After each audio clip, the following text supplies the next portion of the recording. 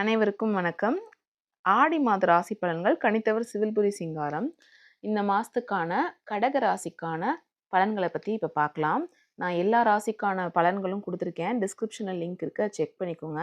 இந்த ராசி இப்போ பார்க்க போகிற ராசி கடகம். அரசு வழியில் ஆதாயம் உண்டு அப்படின்னு சொல்லியிருக்காங்க. ஸோ இந்த வருடம் ஆடி மாத கிரகநிலைகளை ஆராய்ந்து பார்க்கும்பொழுது மாத தொடக்க நாளிலேயே உங்கள் ராசிநாதன் சந்திரனும் தனாதிபதி சூரியனும் பரிவர்த்தனை யோகம் பற்றியிருக்கிறார்கள். 12ஆம் இடத்தில் புதன் மறைந்திருக்கிறார். மறைந்த புதனால் நிறைந்த தனலாபம் கிடைக்கும். பரிவர்த்தனை யோகத்தில் செயல்பாடுகளில் வெற்றி ஏற்படும். செல்வ செழிப்பும் சிறப்பான வாழ்க்கையும் அமையும். 6ஆம் இடத்திற்கு அதிபதியாக குரு இருப்பதால் ஒரு சில காரியங்களில் தடை ஏற்பட்டாலும் கடைசி நேரத்தில் காரியங்கள் கைகூடிவிடும். யோகம் தரும் செவ்வாய் லாபஸ்தானத்தில் இருப்பதால் தொழில் வெற்றி போடும். தொல்லை தந்த எதிரிகள் விலகி செல்வர். கடக புதன், அதாவது ஆடி 15ஆம் தேதி அன்று கடக ராசிக்கு புதன் செல்கிறார். அங்குள்ள சூரியனோடு இணைந்து புத ஆதிக்க யோகத்தை உருவாக்கியிருக்கிறார்.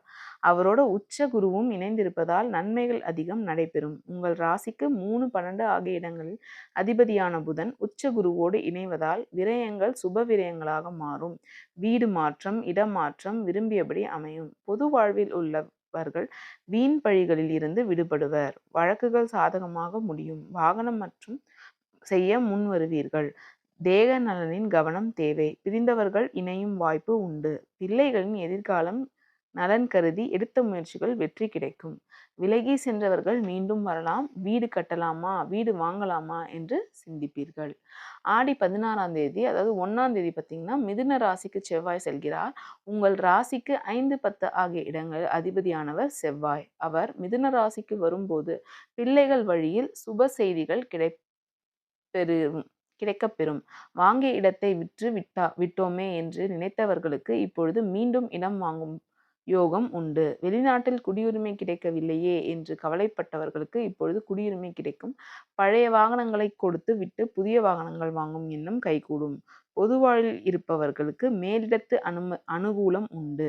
எதிர்பாராத நல்ல திருப்பங்கள் சந்திப்பீர்கள். ஏற்றம் காண்பீர்கள். மதிப்பும் மரியாதையும் உயரும்.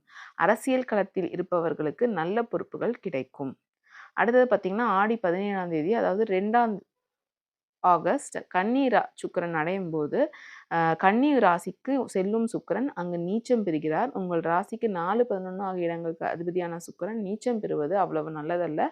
மகிழ்ச்சி குறைந்து ஆரோக்கியம் தொல்லை அதிகரிக்கும். எதையும் ஒரு முறைக்கு 2 முறை யோசித்து செய்வது நல்லது.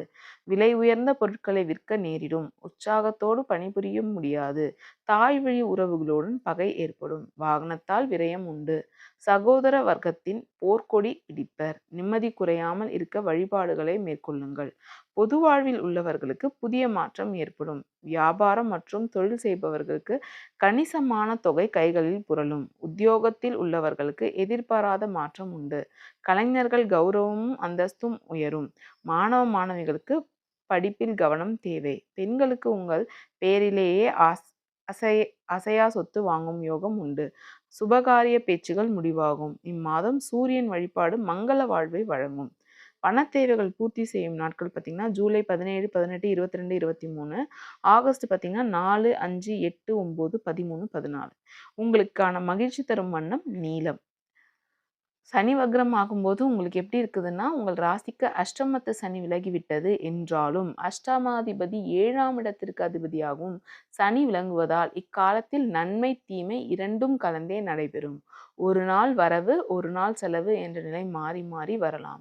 ஏற்றமும் இறக்கமும் கலந்து நிலை இல்லாமல் ஒரே சீரான வாழ்க்கை அமைய சனிக்கிழமை தோறும் விரதம் இருந்து சனி கவசம் பாடி சனி பகவானை வழிபடுங்கள்.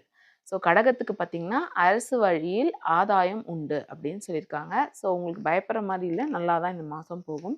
எல்லா ராசிக்கான பலன்களும் கொடுத்துருக்கேன் டிஸ்கிரிப்ஷனில். அவங்கவுங்க ராசி பலன்களை போய் நீங்கள் பார்த்து கேட்டு தெரிஞ்சுக்கலாம். நன்றி, வணக்கம்.